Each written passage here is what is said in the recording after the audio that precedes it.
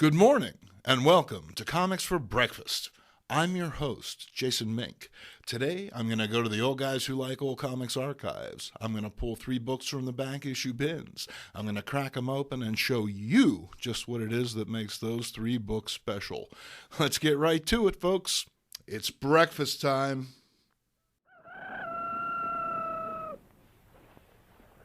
Breakfast!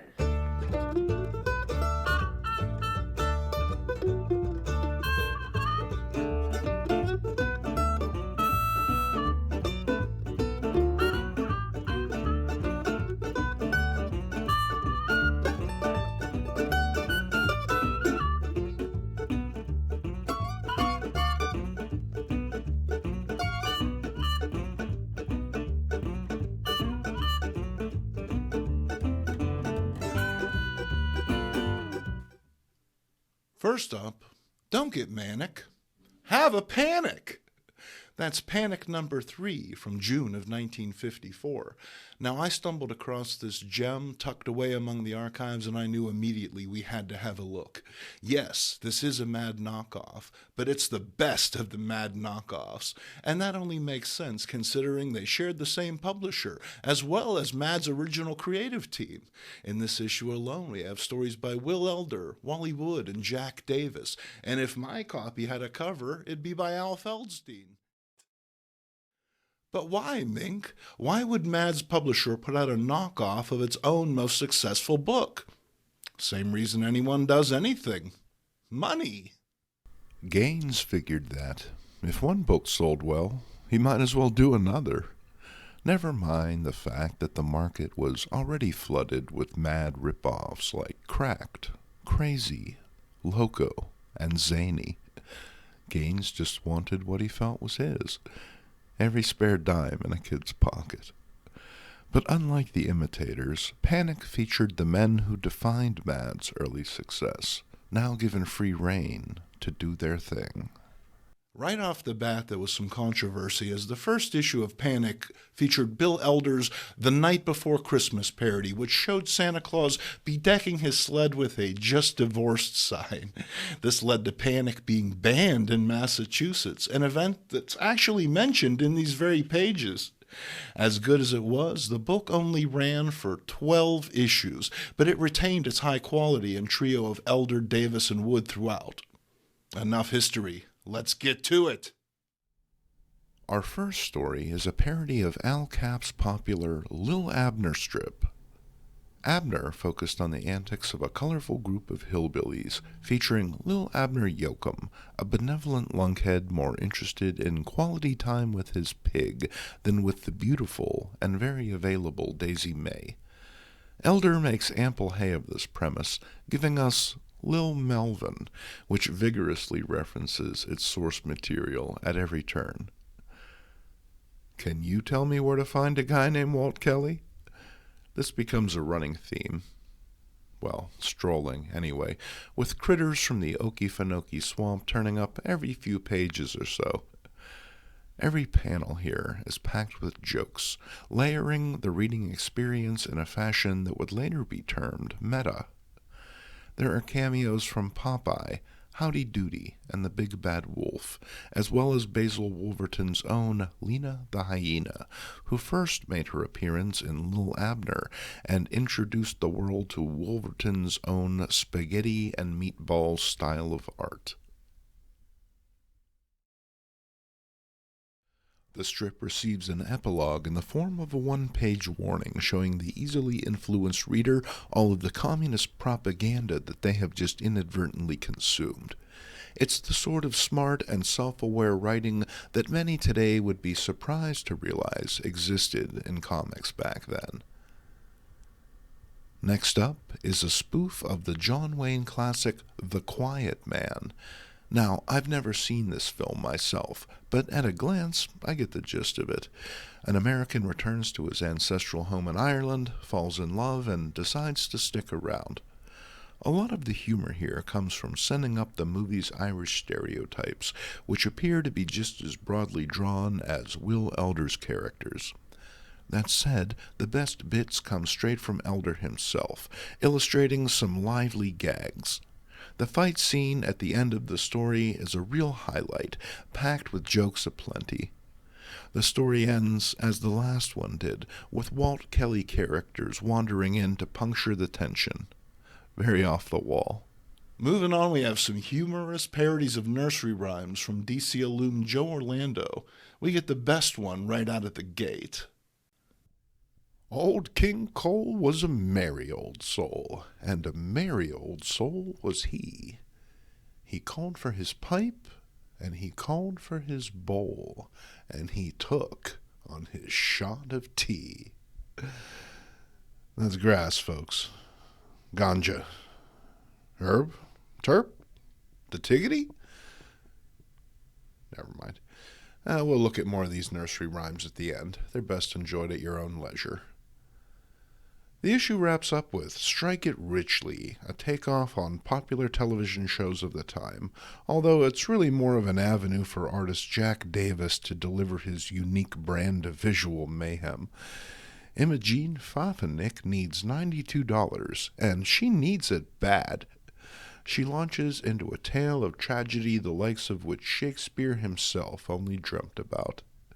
A series of catastrophes lead to Imogene attempting to take her own life, a dubious proposition our next character embraces vigorously. But before we can react, one final player shifts onto the page, one who bears a startling resemblance to a certain Walt Kelly?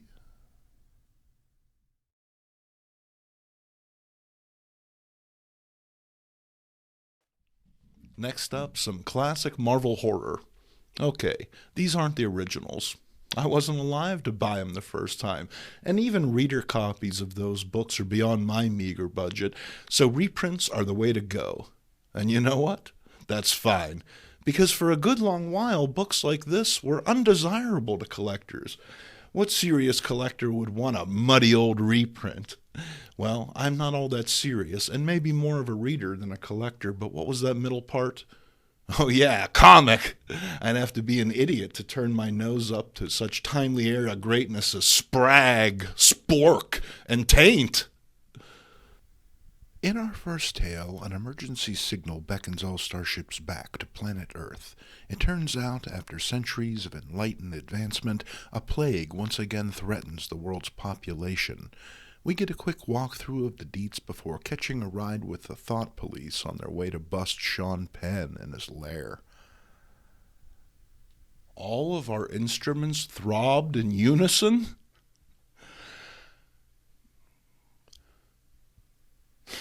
Never mind.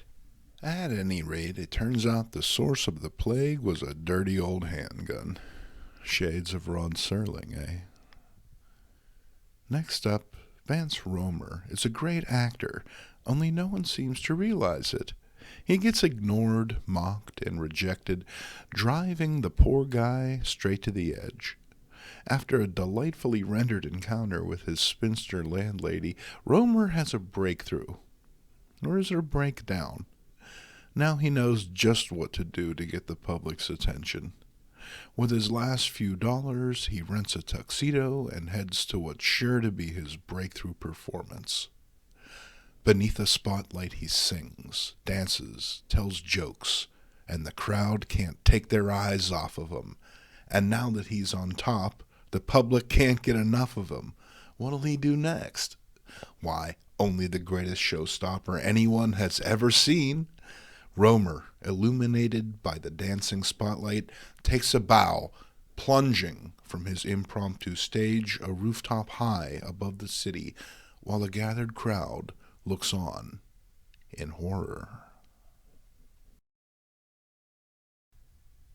In Shh, some escaped Nazis snatch a defector and drag him back to post-war Germany.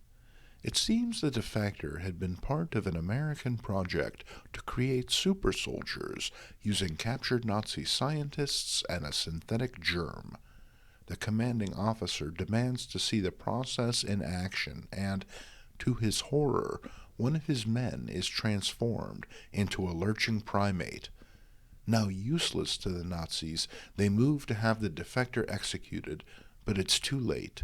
He's been releasing his germs out the window all morning and has transformed the entire population to apes. Hitler himself delivers the denouement, grabbing the defector only to discover his spies have brought him the wrong man. This crackpot is from a mental asylum. As Johnny would say, it's weird, wild stuff. And now the one you've come for. He's green, he's mean, he's making the scene with a magazine. It's Timbu Ba.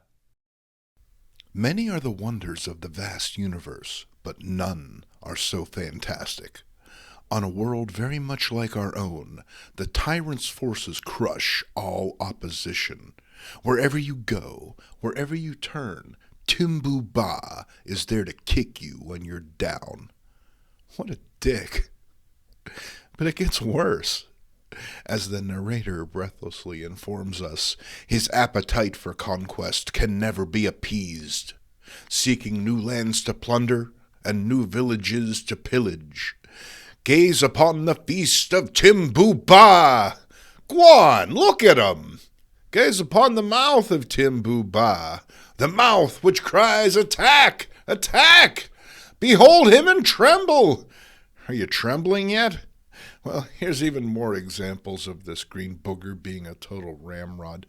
Frightened now? Huh? Are you? Well, don't be. He's taken out not by some other cosmic tyrant or masterful warlord or even a supreme deity intervening in spite of his promise not to. No, Timbu Ba is killed by a glass of tap water spilled by a fourth grader. Dang it, Tom. That's the third cosmic despot you've killed this week. And while I kid Timbu Ba, I gotta say I love this story. It's Lee and Ditko at their nuttiest, the two creators working together to fuse one unforgettable tale together. This was one of the first comic books that I bought when I returned to the hobby in 2008.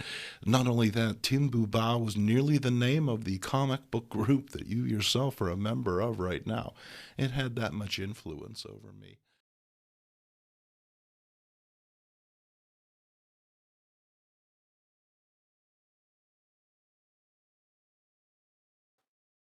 Stardate 1924-8. We have beamed down into a gold key comic already in progress. This is Star Trek number 25 from July of 1974. I know it's kind of hard to see with all the stuff in the way, but work with me here. Star Trek fever was at its height in the early 70s thanks to the show's popularity and syndication and rumors of a new movie in the works. It seems everyone had a favorite character. I know I did. Now, it wasn't necessarily the character you would expect. All right, sure. We have Captain Kirk here. He's blonde, he's handsome, he's in charge. Hell, he's in every scene. And then you got who? You got your Dr. Spock here. He's cool. He's logical. Sort of jerk your sister would marry to ruin Thanksgiving dinner. Karen. And then, all right, we got your Bones McCoy here. And he's basically around just to wind Spock up and give Kirk injections. And hey, what can you say? Injections. Gotta have those. But, laddie, what you've got to realize... Classic Trek is all about James Montgomery Scott. All right. Sure, the show often played the character for laughs, but in my household, Scotty was the man. Check it out. Looking at a giant space amoeba and determining its intentions via a Vulcan mind meld was one thing, but getting the hell away from it once you've pissed it off... that was something else entirely. Mr. Scott here was the Enterprise's getaway driver, or barring that, its staunchest protector, while Captain Kirk was responsible for all 200XX lives aboard the ship. Scotty's here, his obligation was to the ship itself, which seemed somehow more noble, at least to me. It was through the chief engineer that we were able to discover the miracle of the Starship Enterprise. There we go. And the fantastic skill needed to maintain it on a weekly basis. Now, my dad was a gearhead, so Star Trek was a thing that we could both connect to. It's not that he singled Mr. Scott out. It was just clear that in spite of the captain's heroic or the doctor's wit or Vulcan's impeccable logic, it was the guy who kept the engine running who was the real MVP. Which leads us here. Oh, wait, I threw the comic on the floor. Let's zoom in on that, Mr. Director.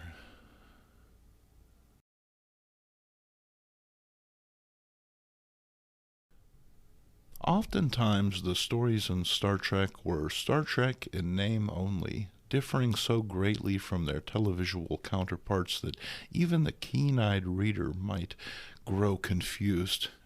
Which brings us to Dwarf Planet, which is pretty much what you'd expect. Kirk, Spock, and some white lady they keep calling Uhura investigate strange radio signals emanating from an unexplored sector.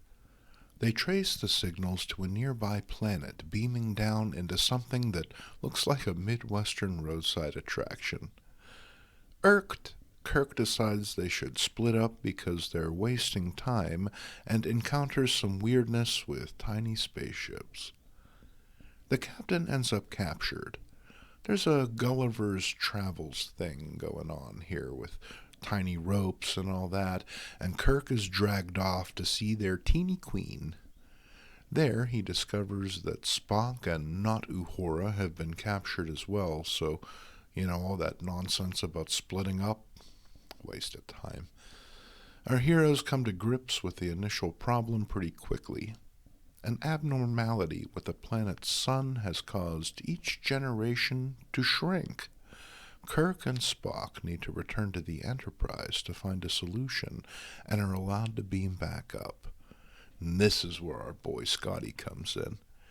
The needed deflector dish for taking samples of the radiation has jammed, and someone needs to go out onto the saucer and release it. Manually. Without waiting for volunteers, the chief engineer puts on a Jiffy Pop suit and steps to the plate. Kirk can't say no. Hell, he's out of ideas. Scotty heads to the ship's surface and manages to deploy the dish, but he takes a kilt full of rays in the process.